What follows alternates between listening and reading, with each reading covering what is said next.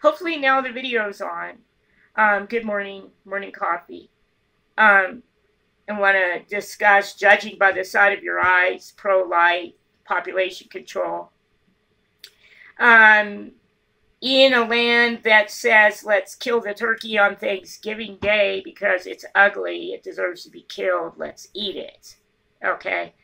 I really want to be in your face this morning with that message. Okay, does any soul need to be murdered because it's ugly?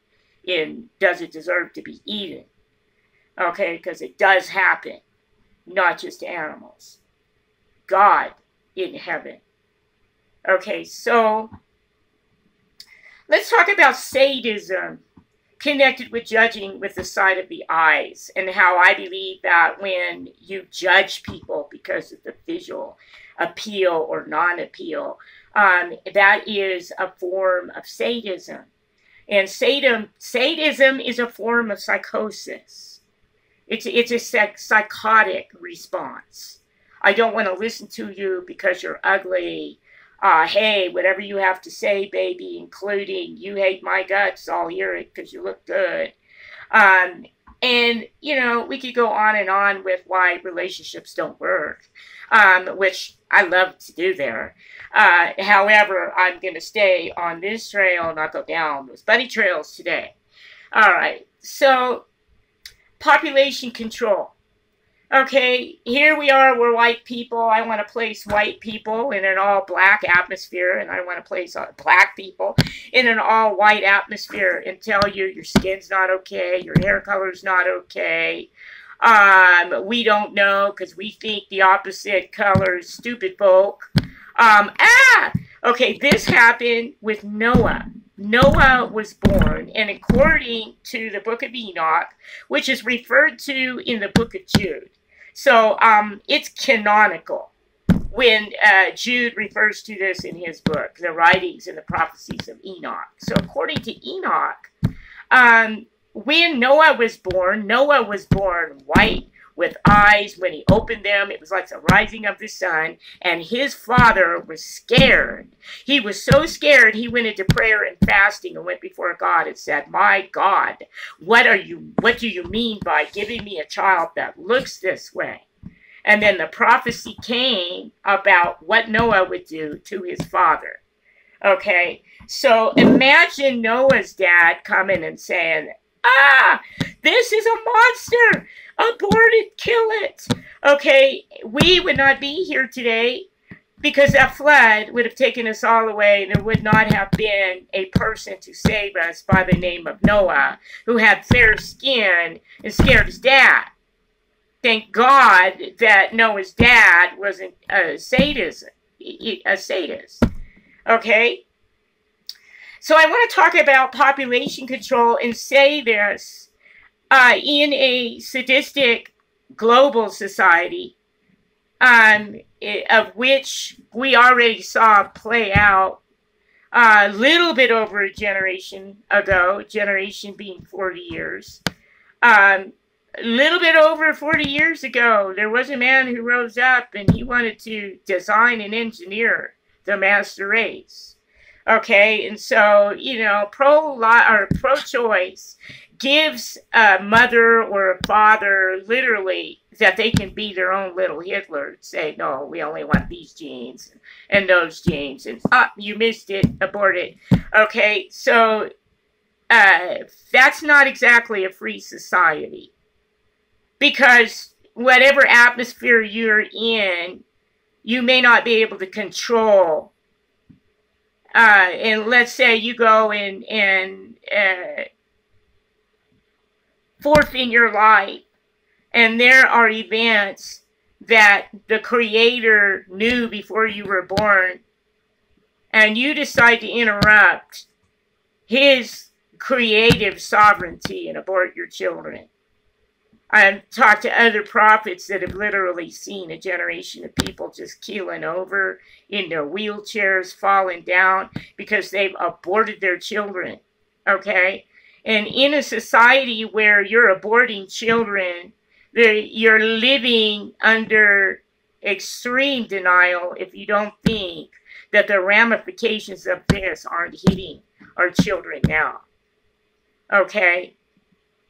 If you knew that a person with your characteristics was being murdered simply because of the way that they looked, or murdered because you came over for dinner and we just didn't want to see you, we have to go out and buy another chair for you to sit down, you know what I mean? What exactly does that do? And then in your hour of need, you have no children because you're known as a person that's killed them. Okay, so I want to bring that to an attention there. Not all the kids are going to grow up and agree with their parents. They're going to be, there's already some ramifications there. So, and we are in a nation that says, you know, let's kill the turkey on Thanksgiving because it's ugly. Let's eat it.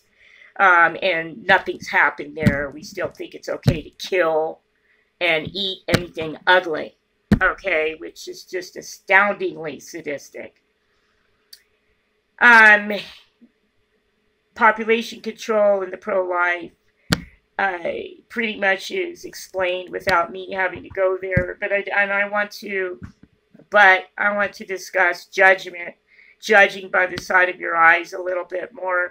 And I want to appeal to you that if you only listen to that which is visually appealing to you, you will listen to somebody that is visually appealing to you, and they are dismembering you spiritually, emotionally, physically, dismembering you. And perhaps your form of judgment, you need to reflect. If you're having abusive patterns in your life, people very destructive in your life, it could be that you are being led like a lamb to the slaughter simply because you like what you're looking at. Please consider that. And I want to evoke in the people that watch this video that you would please, when you do your judgments, I've done this. I've literally kept my eyes closed. And still, I do this. I keep my eyes closed when I listen to people, when I'm thinking about something, you know, and I'm not led by what I'm seeing, because advertisement is real deceiving. They're going to make it look really good to you, you know, while you're walking into the gas chamber. Okay? So please, you know, judging by the side of your eyes, what if your eyes were taken from you? Would you be at a loss? I mean, come on.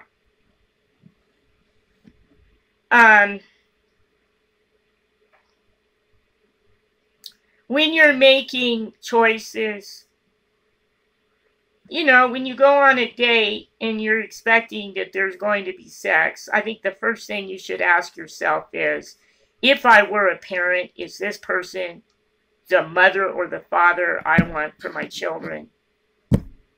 And it'll stop you right in your tracks.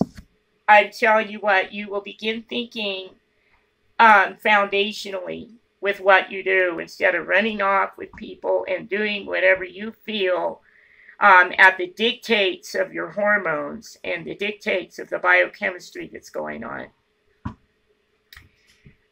You will be thinking with your spirit and your soul, and you will be thinking foundationally in the things that you do when you're dating or you're seeing people or you're interacting with people will become something that's very deliberate. In a society where we're thinking pretty much that everything's an accident, you're just a cog flying through space until the cog stops, whether it hits a brick wall or whatever. You quit becoming the cog.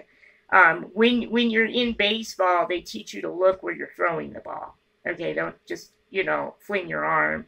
You know, look where you want the ball to go and throw the ball there. So when you're dating or you're interacting with people, you don't want to judge by the side of your eyes.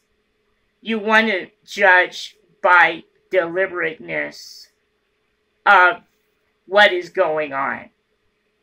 Okay, is it going to be a conversation, or are you leading to something? And if you're leading to something, is this the kind of person that you want as a mother or a father to your child? And if you're not interested in children, I still appeal to you there.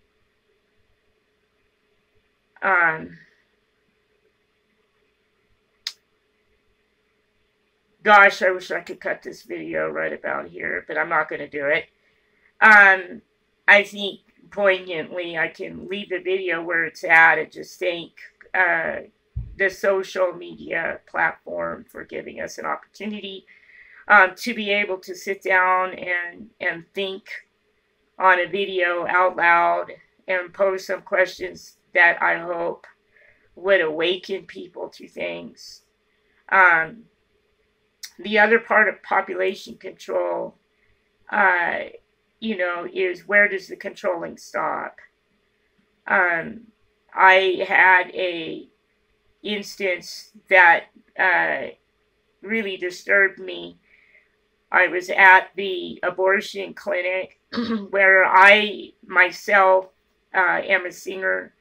So I was singing Kumbaya and Amazing Love and these kind of things. I was being non-confrontational, praying, pretty much praying, singing, and carrying a sign that said, did you know that an unborn child, when they're 6 weeks old, that they can feel pain because their nervous system is completely developed, and it's not a theory.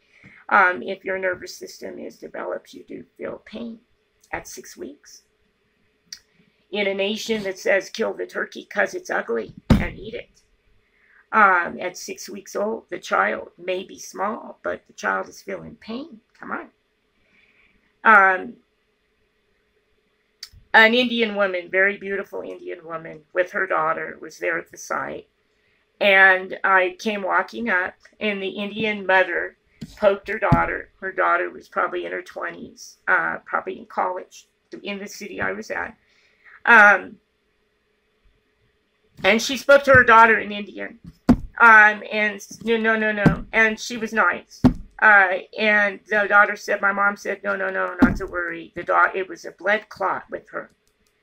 And I said, oh, it didn't occur to me. Taking it in faith, God bless you, face value, good for you. You're not an abortion. Walked away and started singing the song. And the Lord tells me, wait a minute. So I'm like listening. The Lord said, she speaks broken English, huh? I said, yes, Lord. He said, daughter had to interpret. Yes, Lord. He said, you lived in Washington, D.C. during the Martin Luther King Jr. marches. Your brother was born there. Your father, served in Washington, D.C. I said, yes, Lord. He said, what if she didn't understand what was going on and the doctor's racist, and he decided to tell her it was just a blood clot? And I tell you, my whole little naive light kind of caved in at that point because I felt so impotent. It was a moment of moments in my life, and I really should have caught it. So, if only for that, okay? If only for that, I wanted to produce this video and have a morning chat over coffee and provide some food for thought this morning. Because a lot of the things that are happening because people are ugly or undesirable or sadistic or narcissistic. And these are all things that are considered a psychosis. So when a psychosis becomes legal in a nation, and it's okay for people to make life or death choices because of psychosis, Um, don't you think it's a time for people to come down, sit together, and reason? Because how far is too far going to be? China already has an unbalance. 10% less females than males. 10% less females than males because of the forced abortions. And with that, I'm going to let you go ahead into your day, and I'm going to try to think a little bit more about the videos that I plan to make, so that we can get through them a little bit more smoothly. But I'm really hoping that I awaken some thought. Some areas where, like I was, you were too naive. You don't think that there's anything wrong with this. It's not a matter of choice. People are literally being told that it's their choice and their hands are on the steering wheel, but somebody else is making the car turn. And the bait is, you've got the power, and you don't. You're being manipulated to thinking that you're driving the car, and you're not. And, you know, who's to say if you're, somebody should say to you, you know, about you, unbeknownst to you, you're not desirable. When every little action, in Jewish thought, one person, if you do good to one person, you do good to a whole universe. And we can talk about the ripple effect. We can talk about so many things that even somebody smiling or not smiling at somebody sets into play, okay, you know, ramifications. Seriously, your lack of moving left could literally be a life or death situation for some people. So, please, you know, on the highway or, you know, in circumstances, think about what you're doing. Try not to be living your life like some cog going through the cosmos randomly as an accident till you hit a brick wall. Think about the things that you're doing. And know that you were created by a creator that loves you. You are made in his image. An aspect just like a jewel. There's so many facets to a jewel. If you're wearing any kind of jewelry whatsoever, you know, the children that we all are, we're a facet of a jewel, and the jewel is the creator. Each one of us has a perspective of him that we radiate to the world.